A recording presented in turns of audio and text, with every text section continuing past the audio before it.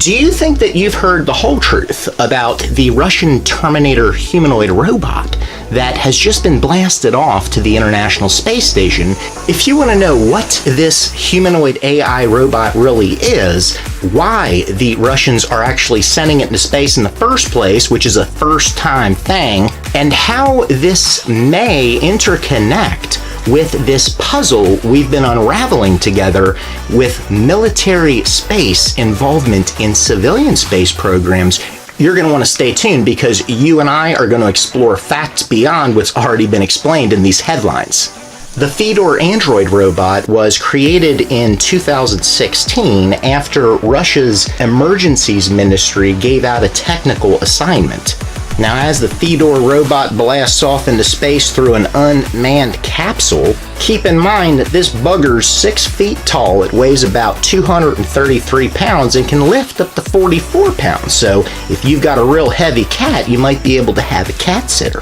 Seriously though, this Russian Terminator robot can actually crawl, it can stand up after falling down, it can get in and out of a car and drive a car, use tools, and operate in a regular building.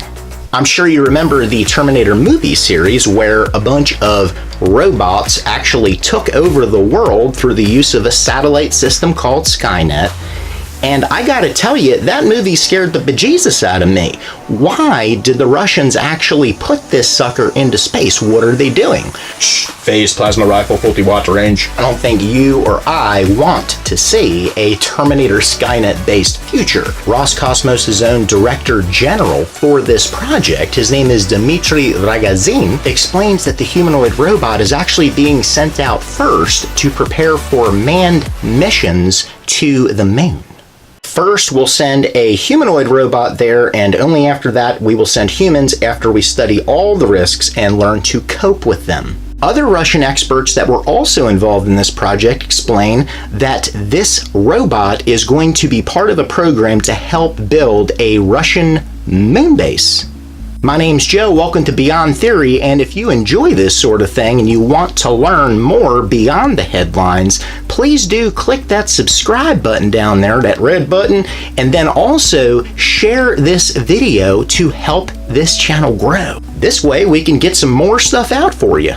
How does this particular Russian humanoid mission to the ISS connect in the overall larger puzzle of space, exploration of space, and the military involvement?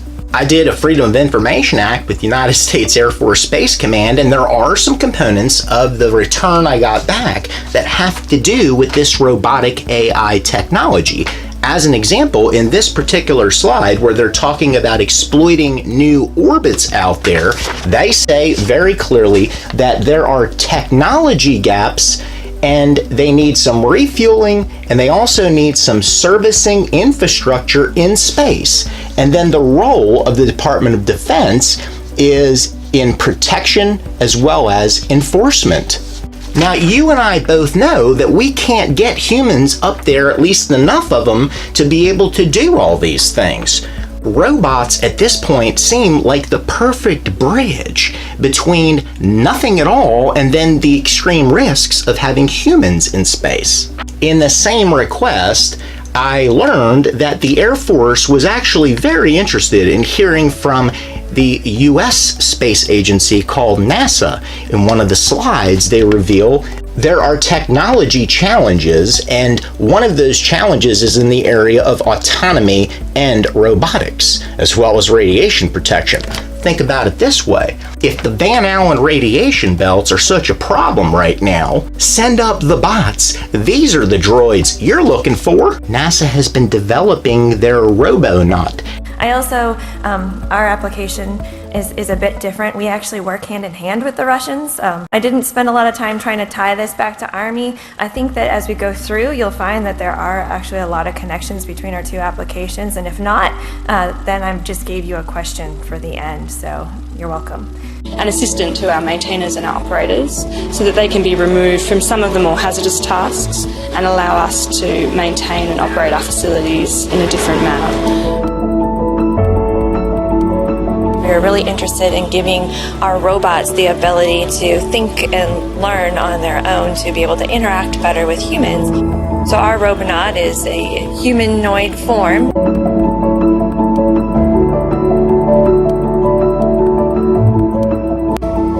I am now isolating the drive. Now what can I do for you? We're really looking to push the boundaries of science both on and off of Earth. And so those are the types of things that we're trying to influence and making sure the coordinate systems are there in place so that the robots understand localization and have the same terminology as humans do. And then finally make that spacecraft smart, because the spacecraft on its own can do a lot of this stuff by itself. It has a lot of sensors, it has a lot of actuators, it has a lot of types of things. You can almost think of it as a robot in of itself. We don't, but that's okay. Making that autonomous and making that work with the robots is a really important part too. Because the United States Defense Intelligence Agency was writing about challenges to security in space, I think it's pretty reasonable and rational to take them pretty seriously when they say that there are orbital threats. Considering that this Fedor robot is actually controlled, partially at least, through virtual reality. This bugger's going to be flying spaceships up there. The clincher is that this Fedor humanoid robot also knows how to shoot firearms. In this clip that you're seeing right now, coming right out of the Russian military, you could clearly see that the Fedor robot is shooting targets using pistols just like the Terminator. Let's not forget also that way back in the 1960s and 70s, then the Soviet Union had their Project Almaz, which was a military orbital space station equipped with a space cannon. Cosmonauts back then were actually armed with a handheld laser gun that could disable enemy satellites. On this idea of what we're going to be seeing in the future, the very near future for space, and what you think the best option should be for us moving forward. Another robot that's been developed by the US government's called Atlas. Atlas has been developed by the Defense Advanced Research Projects Agency, DARPA. The Pentagon's brain, Atlas can run, jump, and do backflips. Of course, even though they're not telling us this, if Atlas were up there in zero gravity, it could do all sorts of maneuvers. Now, I need to be very clear with you. I do not believe that there's any cause for concern at this time with regard to this Russian humanoid AI robot experiment.